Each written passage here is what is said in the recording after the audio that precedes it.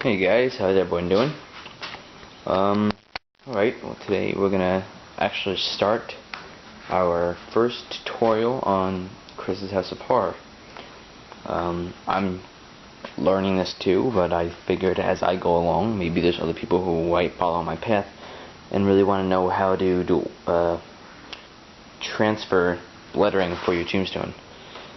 I try to pronounce this word, whatever they're called, epitahs. I can't.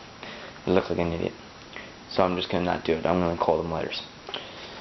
Okay, so this tutorial is basically just gonna be for how to get the lettering, printing out how you want it, cutting it, and formatting it onto the tombstone. As for cutting it, that might be in a separate video later on. You're not gonna find in the same video. Because I haven't purchased a Dremel kit yet, which I'm going to do sooner or later. But I really want to get that for the real nice detail in the font. Alright, but for now we have something to work with because this is actually the step that comes before that. Okay, so you have your tombstone, and you cut it out.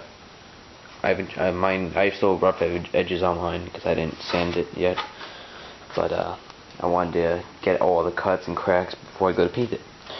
So what I did is I went on Microsoft Word, and I actually found whatever you call this thing, forget it. I found one online. These are all used ones. I didn't create these myself. I found them. I thought they were good enough to put on here. These are actually two different ones. One was just Bury Our Bones, which I thought was pretty good name, and I just found this one. Remember, friend, as you walk by, as you are now, so once I was, I am now. You will surely be prepared thyself to follow me. And I just made up a year. I don't know. So I'm cutting it out, and I'm going to make a video on how I want to place everything. I'm also going to be putting a skull up here. So this is going to be a very detailed tombstone. So let's get going with it. Okay. So for cutting it, you're just going to need any X-Acto knife or a razor blade, whatever you got. Anything just to cut paper. Maybe a pair of scissors.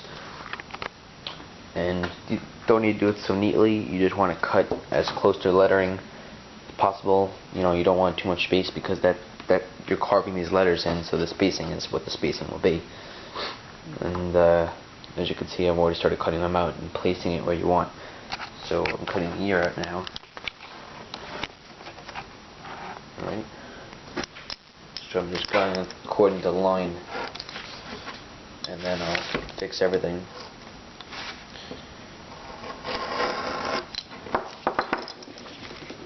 See, the ears are coming out. The ears were on two different rows and I printed it, so I'm going to put them onto the same one, as you'll see in 1 second.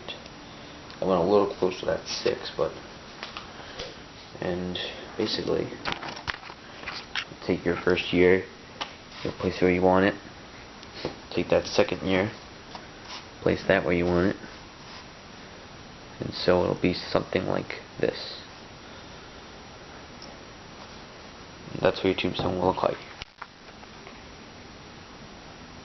And you can always you'll center it out, and we'll tape it down. So I'm gonna run and get some tape, and I'll show you what it looks after like it's taped down. Be back in a sec. And here we are. It's all taped up. Everything is centered. As you can see, it's not going anywhere now. Your piece is nice and taped down. Stand up real quick so you can see. I'll switch hands. So that's what it'll look like. The tape kind of throws some of it off on this one. And some of that really isn't perfectly straight, but hey, if it's not, it's not. And I'll make a skull mold and I'll put it right here. Going down there. Okay, so next step you're going to need to put those scissors down if you're using scissors, and I'm gonna use a blade for my smaller X-Acto knife is gone. Okay. So yeah, I'm gonna use this blade. See if I can get by using this blade. I'll try it out. See how test my steady hand. If you can't use a smaller X-Acto knife, if that's hard, what other ways I can think for you? There might be an old, yeah, if you can't, I would just really try to get that detail in. If you want to use this method, you can use one like this. Might be a little harder if you use the smaller one, but really try to get that detail. And if the paper is coming up, we'll test it out. Let me just see this for a second. Alrighty. Oh, yeah, that's not too bad. I think I should really do that. Pretty easy, just follow the line. Get in there. So I'm gonna actually test it out just doing bare bones across. Then I'll move it and we'll see how it comes out. Good enough? Okie dokes. Here we go. Alright guys, quick update. I found that going over it in a pencil is a little bit easier than the knife. The knife worked for me. As you can see, the bead came out fine. But I would go for the pencil. The pencil worked pretty good. And it's faster. Just outline it a few times, go over each letter. Alright, just a jump in. Keep going. Okay, done with the name. Pencil definitely works perfectly. Basically what you'll do is you'll just take that Dremel and you'll go out on the insides. But it works very well.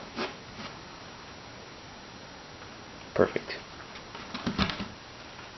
And now you can see how much lettering is off a little bit, but that's alright.